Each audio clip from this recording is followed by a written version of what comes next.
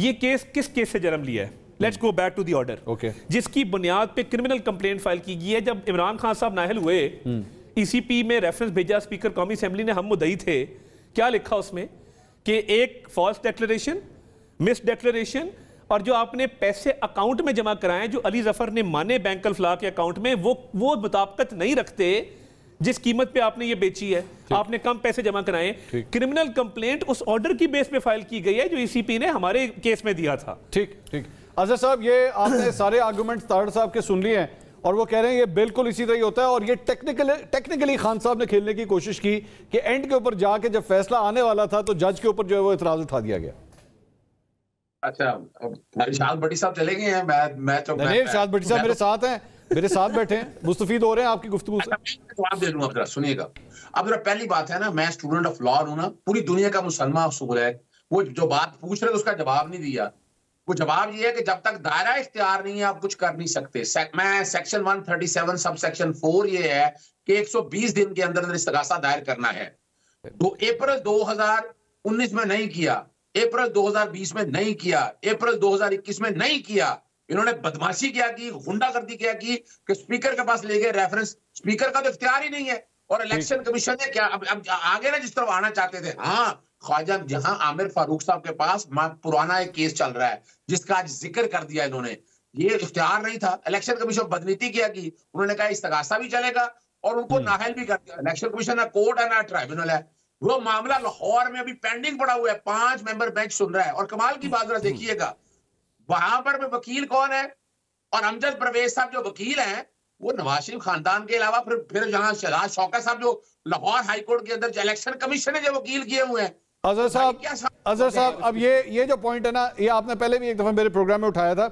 मैंने उस वक्त भी आपसे बात की थी कि सर वकील का काम तो अच्छा चले, मैं आपसे सवाल करता हूं। अजहर साहब, मैं आपसे सवाल करता हूं, कल को आज से साल 2 साल के बाद मरियम नवाज का कोई केस आया तो आप बतौर वकील लड़ेंगे? मैंने अपनी लीडरशिप से बात की इनको वकील करने के लिए। मैं आज ये राज खोल रहा हूँ सीरियसली। मैंने अपनी पार्टी में कहा कि अजहर सदीक हमारी साइड पे होना चाहिए, ऐसा एक बंदा मेरे रिक्वायर्ड है। साहब केस आ गया, मैंने अपनी लीडरशिप से बात की इनकी। अजहर साहब केस आ गया और मैं ये ऑनर कह रहा हूँ आपको, मैंने बात की अपनी लीडरशिप से कि अजहर साहब को ले। पहले मैं खत्म कर दूं बात।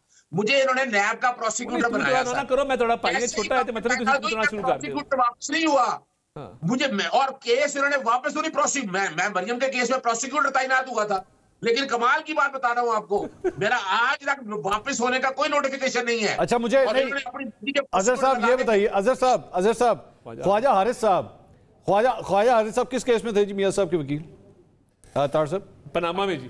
तो ख्वाजा हारिस साहब अब इसमें इमरान खान साहब के वकील हैं। मैं वही तो बता रहा हूँ, बता देना कि पाकिस्तान तहरीके इंसाफ का कौन सा वकील था, मुझे ये बता दें आप। मैं तो ये पूछ रहा हूँ आपसे, और ये सुनिएगा आगे जरा, मैं जो बात करना चाह रहा हूँ वो खत्म कर दूं बात। सेक्शन 137 के तहत ये हुआ, ये मामला चैलेंज कर दिया गया ख्वाजा आमिर फारूक साहब के पास। आमिर फारूक से कहा कि स्टे करें, वो स्टे नहीं करते थे। मैंने फाइल किया वोटर की तरफ से लाहौर हाईकोर्ट में लार्जर बेंच बन गया। लाहौर हाई कोर्ट के अंदर कह रहे हैं कि भाई ये मियां वाली का केस है, इनको आमिर फारूक साहब को कहा जस्टिस आमिर को वापस दे दे, ये वापस नहीं देते थे। कौन कहता है बायस नहीं है? चीफ जस्टिस, मैं आपको उस वक्त के हालात तो बेसिकली अब आपका इतराज chief justice Islamabad high court के ऊपर भी है, हुमायूं दिलावर साहब के ऊपर भी है, दोनों के ऊपर। उन्होंने दायरा इख्तियार नीचे क्यों भेज रहे हैं, खुद भी फैसला करते। सर मुझे अब जरा इरशाद भट्टी साहब को भी जरा इजाजत दीजिए, वो भी आप कुछ हम कलाम होना चाहते हैं। भट्टी साहब, गल पते की है, हवामा नहीं छटियां, हवामा का चक्कर है सारा, हवामा ठीक नहीं है जिसकी वजह तो सारा कुछ हो रहा है, या एक्चुअली मेरिट के ऊपर ही सब कुछ हो रहा है? नहीं, तोशाखाना केस को अगर मेरिट पे हम समझें कि ये मेरिट पे जो कुछ हुआ है, हाँ। इसमें आपको पता है कि स्पीकर साहब ने आसिफ अली जरदारी साहब का मुस्तरद किया रेफरेंस जो इन्होंने जमा कराया, सेनेट में यूसुफ रज़ा गिलानी का मुस्तरद हुआ, हाँ। इलेक्शन कमीशन अदालत बना, फौजदारी मुकदमे में बदला, इधर आया, और इधर आके फिर वो हुमायूं दिलावर साहब और आमिर फारूक साहब का जुड़ा हुआ है केस सीता वाइट्स केस से भी, कि जिस तरह वो फैसला आया और पुरस्कार तरीके से हटा दिया गया वेबसाइट से। तो वो अगर तो मेरिट पे समझा जाए तो मैं तो कहता हूँ कि इमरान खान से एक तोहफे का हिसाब लें।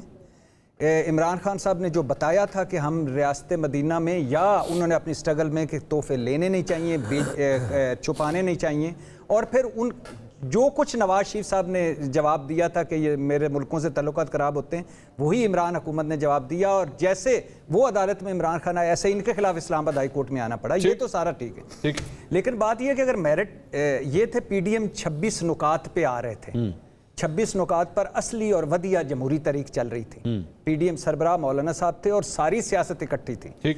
और वो क्या कहते हैं इसको, PDM को मैं मुश्तरका मफादात कौंसिल कहता हूँ, जो जिसने मरदमशुमारी आगे खत की है ना, तो ये मुश्तरका मफादात कौंसिल है, और 75 साल से हमें मुश्तरका मफादात कौंसिल ने रूल किया है। अच्छा, मुश्तरका मफादात कौंसिल जब इक़्तिदार में आई, और जेन्युइन तरीके से मैं मान लेता हूँ इक़्तिदार में आई, तरीके अदम एतमाद पेश की आ गए, उसके बाद हमें क्या पता चलता है? आपको बताते हैं ख्वाजा आसिफ साहब कि अप्रैल 2019 में हमसे राबता हो गया था कि पंजाब भी ले ले, मरकज भी ले ले, आगे आ जाए। ख्वाजा आसिफ साहब भी मोहम्मद मालिक, पता किसने राब्ता किया था? नहीं, ये नहीं पता एक्चुअली वो शख्स कौन था, नहीं पता। ये भी एक बहुत बड़ा धमाका होगा किसी। अच्छा, अगर कभी मंजर आम पर आ गया। अच्छा, तो दूसरा आ गई, ख्वाजा आसिफ साहब ने हमें बताया कि नवाज शरीफ साहब, सॉरी क्या कह रहे हैं सर? मैं क्या, वो आपको पता है सुकुर भाई? मुझे पता है, लेकिन मैं जब तक ख्वाजा साहब खुद नहीं बोलेंगे मैं नहीं बोलूंगा, ये ख्वाजा साहब के ऊपर है। अच्छा, फिर हमें बताया ख्वाजा आसिफ साहब ने कि नवाज शरीफ साहब जो बाहर गए थे, जो हम समझते थे वाकई उनकी 12 बीमारियां हैं, 17 दवाइयां खाते हैं, 7 स्टंट हैं, 3 हार्ट सर्जरीज हैं, तशवीशनाक हद तक बीमार हैं, बकौल ख्वाजा आरिफ साहब जो आजकल इमरान खान साहब के वकील। तो लेकिन वो एस्टेब्लिशमेंट की मदद से गए। फिर आगे आ जाइए, जरदारी साहब क्या कहते थे? जरदारी साहब ने कहा फार्मूला बनाने वाले मुझसे कहते हैं फार्मूला बनाकर दो, मैंने कहा पहले इसकी छुट्टी कराओ। आगे आ जाइए मौलाना साहब कि मैं तो जनरल फैज़ हमीद से डील करके गया था, धरना कॉल ऑफ किया था, असम्बलियां टूट रही थी, एक तरफ जमहूरी असली और वदिया, दूसरी तरफ पीछे डीला। मैं एक ब्रेक, मुझे ब्रेक का तरह कहा जा रहा है, तो जब ऐसी डीले हो रही हैं तो बीच में ब्रेक भी लेनी पड़ जाती है ताकि अगली डील हो, और एक ही चल रही है। नाज़रीन, एक ब्रेक के बाद ताड़ साहब से पूछेंगे कि जनाब अब सब कुछ हो गया, अब तो खान साहब भी अंदर चले गए, अब बता दीजिए मियाँ साहब ने कब वापस आना है? ये सवाल भी रखते हैं इनके सामने। हमारे साथ रहिए।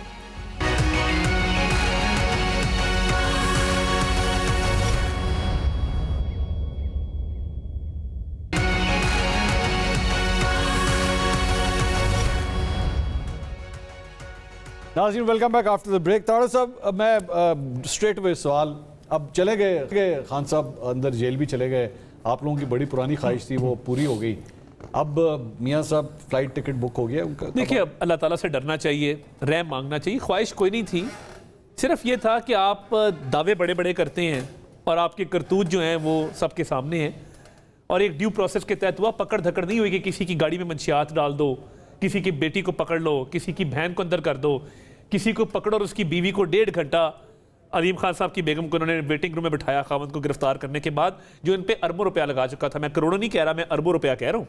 बहरहाल वो अपनी जगह पे, मियाँ साहब की वापसी ना तो इमरान खान साहब की गिरफ्तारी से लिंक्ड थी, ना किसी और चीज़ से लिंक्ड है।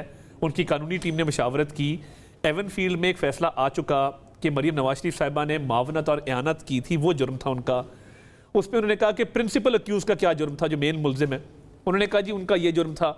उस पर बहस हुई, नैब कंसर्न डॉक्यूमेंट्स प्रोड्यूस नहीं कर सका, उनके पास थे नहीं, तो हम लीगल हवाले से तैयारी कर रहे हैं। मेरा ख्याल है 1 से 1.5 माह के अंदर उनको पाकिस्तान होना चाहिए आइडियली। और मेडिकल हवाले से जो रिपोर्टें जमा कराई हैं, देखें जो प्रोसीजर्स भट्टी साहब ने भी कहा, उन्होंने अपने तरीके से कहा, वो तो इस्टेब्लिश्ड है ना, कोई मतलब इसमें, जब वो वज़ीर आज़म थे तो हार्ट की परफोरेशन हुई थी, ठीक है ना। कोट लखपत में हम तो जेलों को समझते हैं ना कि jail, home department, present department, हम तो इंटरफेरेंस नहीं करते। ये आपने इमरान खान साहब डॉक्टर लीग के फॉलोअर्स के लिए एक क्लियर कट आइडिया दे दिया कि महीने से 1.5 महीना इसमें अप्रॉक्सीमेटली लग सकता है। मैं अजहर साहब आपसे भी पूछ लेता हूँ, जरा पाकिस्तान तहरीक इंसाफ के फॉलोअर्स के लिए बता दीजिए कि खान साहब अब कब आएंगे?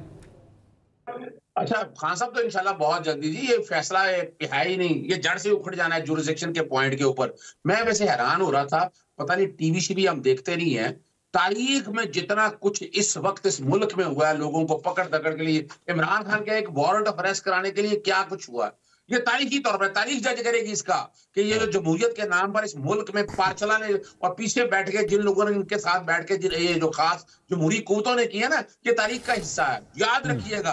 तो आपने खुद ही एक सवाल दे दिया, लाहौर से पकड़ा, वो मैं जवाब नहीं दे सका। 12:44 में फैसला अनाउंस किया, 1:10 में इमरान था, और ये फैक्ट्स ऑफ फिक्सों में कोई नहीं होता है, ये original warrant of arrest service कराना था, वो सर्विस 4:30 बजे हुआ, इतनी देर में पकड़ के वहां ले गई है कि आप इस सब पे एहतजाज करने वापस कब आ रहे हैं? आप अगर डी चौक पे प्रोटेस्ट रख लें, हम इंटीरियर की तरफ से फैसिलिटेट करेंगे, परसों ही रख लें, आखिरी दिन है हमारा, मेरी आपकी दीदार की ख्वाहिश भी पूरी हो जाएगी। चले, मुझे प्रोग्राम यहाँ रैप अप करना है। सबको इंतजार है, तारड़ साहब को जो है वो सिद्दीकी साहब की वापसी का इंतजार है, मुझे नवाज शरीफ साहब की वापसी का इंतजार है, इरशाद भट्टी साहब को इमरान खान साहब की वापसी का इंतजार है, और इसी दौरान प्रोग्राम हमारा खत्म हो गया।